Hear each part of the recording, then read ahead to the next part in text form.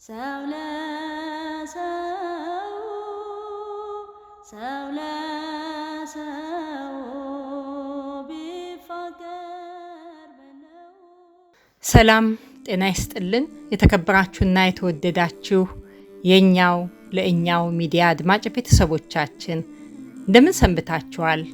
ዛሬ የባልደረባችን የአቶ አንተነህ ወርቅነህ አባት የ40 ቀን መታሰቢያ በመሆኑ ሚዲያችን ባልደረባችንንና መላ ቤተሰቡን ለማጽናናት በልዩ ዝግጅት ያሰናዳውን ምግበ ነፍስ ዝክር እንደሚከተለው አቀረብንላችሁ። የአባታችን በረከት በሁላችን ላይ ይደርብን። የባልደረባችን የአንተነህ ወርቅነህ የአባቱ 40 ሆኖ ቀኑ ከቀናችን ሲገጣጠም ዛሬ እርሱ እንዳይውል አዝኖ ከቤተሰቡ ጋር በአግባቡ እንዲጽናና የቀብራቸው ዕለታ ባለመገኘቱ ከተሰደደበት ከሩቅ አገር ሆኖ አባቱን ይቅርታ የጠየቀበትን ይህን ድምፁን ሰምተን አስበን ለአንድ አፍታ የዛሬውን ክፍል በእኛው ለእኛው ገጽ ልቡ እንዲበረታ ይህን ካርድ ላክንለት። አምላክ እንዲለውጥ ሐዘኑን በደስታ።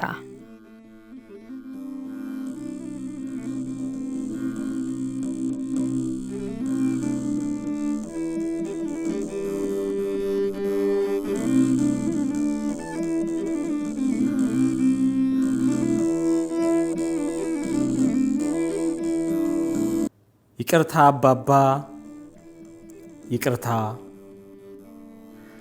ባህር መሻገሬን ስደቴን ስነግርህ ትመጣለህ አልከኝ። አይን አይንህን እያየው አዎ እመጣለሁ አልኩኝ።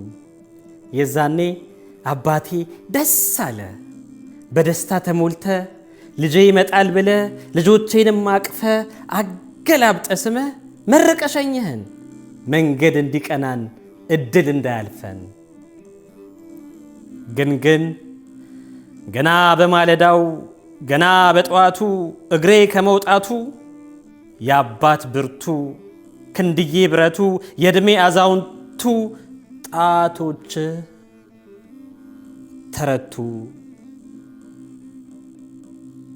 አባባ የሰርግ ዕለት ከዘመድ ጎረቤት አንድ የቀረ የለም። ከልጆች መሃል አንድ ጎሎብሃል። ባህር ማዶ ሆኖ ብቻውን ያነባል። ቃል የእምነት ዕዳ ነው ብለ ያስተማርከው ልጅህን ከብዶታል። ታማ አልጠየቅኩህም፣ ውሃ አላቀበልኩም፣ ቆሜ ያልቀበርኩህም። ስለዚህ ይቅርታ አባባ፣ አልደረስኩልህም፣ ቃሌን አልጠበቅኩም፣ ይቅርታ።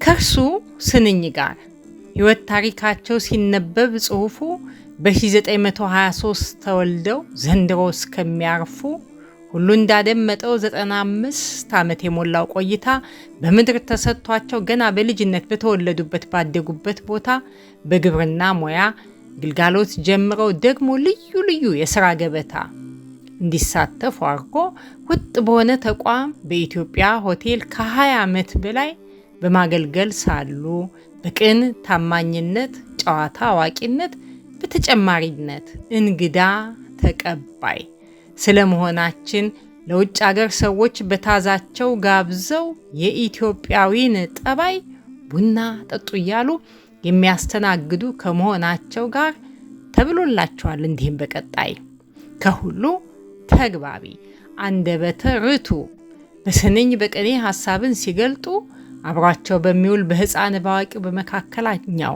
ስለሚደመጡ ብዙዎች አስታርቀው ድረውና ኩለው አንዳንዶችን ደግሞ እየሸነቆጡ ውብ ታሪካቸውን በውድ ልጆቻቸው ለትውልዶቻቸው ቀርጸው ያስቀመጡ ሰብዕናቸው ሙሉ ሁለገብ የሆነ በሚፈለጉበት ከፊት ለፊት ቀድመው ለብዙዎች ደርሰው እንኳን የመንፈስን የአካል ስብራትን በእጃቸው ደባብሰው ታዋቂ ወጌሻም ለመሆን ታድለው በጨዋታ ዋስተው ስቀው አሳስቀው ብዙዎች ጠግነው በተለይም ደግሞ በግል ሕይወታቸው ትዳርን መስርተው 4 ወንዶችና 4 ሴቶች ወልደው ለውድ ልጆቻቸው ክብራቸው በመሆን የሽማግሌዎች አክሊል የተባሉ የልጅ ልጅ እንዲያዩ አምላክ አድርጓቸው በሸበተ ጠጉር የክብር ዘውድ ደፍተው በጽድቅ ጎዳና ይበልጥ ለሰማዩ የተጻፈን እውነት በእምነት እንዲጸኑ በሰጣቸው ዘመን በረጅሙ ዕድሜያቸው ለሌሎች ያሳዩ ስለመሆናቸው በተጻፈው ታሪክ አሟልተዋል አልን ከኦሪት ዘፍጥረት እስከ ማብቂያ ራእዩ።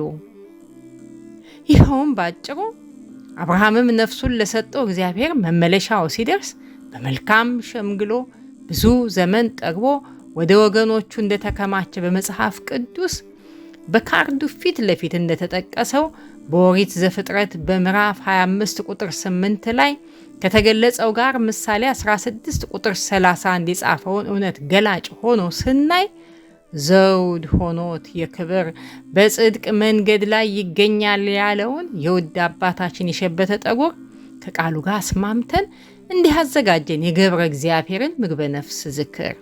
በራእዩም መብቂያ ምዕራፍ 14 ቁጥር 13 ላይ ቅዱሱ ዮሐንስ በጌታ የሚሞቱ ሙታንን ብፁዓን ብሎ ጠርቶ እንዲጽፍ ሲታዘዝ በመንፈስ ከድካም ያርፉ ዘንድ ስራን አስከትለው የሚሄዱ እንደሆን የሰማው ድንቅ ድምፅ ገብረ እግዚአብሔር ብሎ ገና በ40ኛው ቀን አምላክ መንፈስ ቅዱስ ትውልድን ለማነጽ የሰጣቸውን ስም በአግባብ ስለኖሩት ወትሮውንም ቢሆን አባትና ልጁ ሲሰነባበቱ የገባው ቃል ኪዳን በአካል ሲለያዩ የማይቀር ነውና በስጋ መሞቱ ቶሎ እንዲበረቱ ውድ ልጆቻቸው ወትሮም ቀባሪ ሰው በፈጣሪ እንደሆን የሚሰበሰበው ስላለን ተረቱ ለሕያው ነፍሳቸው ፍቅሩን ገላጭ ሆኖ ይቅርታ ማለቱ ይህንን ጻፍንለት እንዲቀር ጸጸቱ።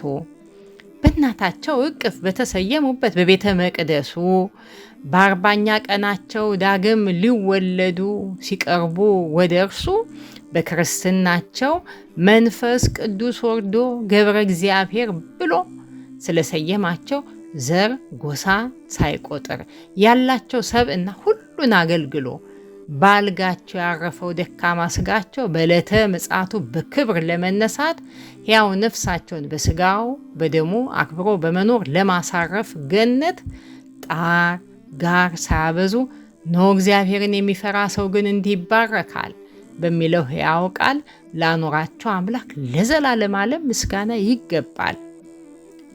ማን ነው የኔ ስሜ ደግሞ እህት ወንድሜ አባቴም እናቴም ማን ይሆን ስማችሁ? በ40 በ80 በክርስትናችሁ አምላክ መንፈስ ቅዱስ ወርዶ የሰጣችሁ ተስማምቶላችኋል? ስማችሁ ግብራችሁ የሚለው ጥያቄ ይህን ለምንሰማ የቤት ሥራ ሆኖን አምላክ መንፈስ ቅዱስ ማን ብሎ እንዳለን እያገናዘብን እንደ ገብረ እግዚአብሔር ስማችንን እንሆን። ገብረ እግዚአብሔር በእውነት እግዚአብሔርን ፈርተው በአግባቡ የኖሩ ፍጻሜያቸው አምሮ እንደተከበሩ መልካም ፍሬ አፍርተው እኛን ሊያስመክሩ ታላቅ ሰው ቢሆኑ የሚያስፈልገንን ምግበ ነፍስ በስንኝ ይኸው አዘከሩ። ኖሮ ከሞት ዞሮ ከቤት አይቀርም እና እኛን ሁላችንን አምላክ ልባችንን አድርጎልን ቀና ፍጻሜያችን የኛም ይመርልን እና ዘመንን የዋጀ ትውልድን የሚያንጽ ይህን መሳይ ዝክር እየተዘጋጀ የቀደመው ትውልድ ለተተኪው ትውልድ ጠቃሚ የሆነ ታሪክ እየተወ እየተሸኛኘ የኛዋን ኢትዮጵያ በአግባብ የመጠነ በኢኮኖሚያዊ በመንፈሳዊና በማህበራዊ በግል ህይወታችን የተስተካከለ ኑሮን እንድንኖር እየተከበረን ልክ እንደ አባታችን ቃሉን ላደመጥን እስከ መጨረሻ ፈጣሪ አምላካችን ድንበርን ሳናፈልስ ከውድ አባታችን በረከት ረድኤት ወርዶልን በዚህ ቀን በፍቅር ለመመለስ በምልጃቸው ይርዱን የሚዘክሯቸው ቅዱሱ ሚካኤል፣ ቅዱሱ ጊዮርጊስ።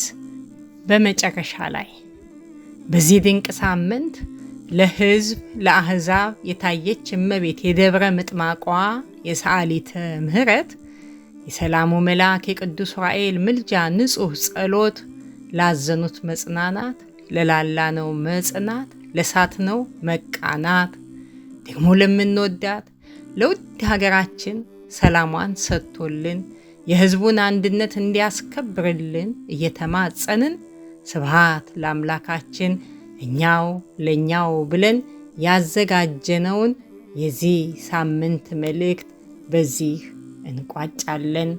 ግንቦት 22 ቀን 2018 ዓመተ ምህረት እኛው ለእኛው ሚዲያ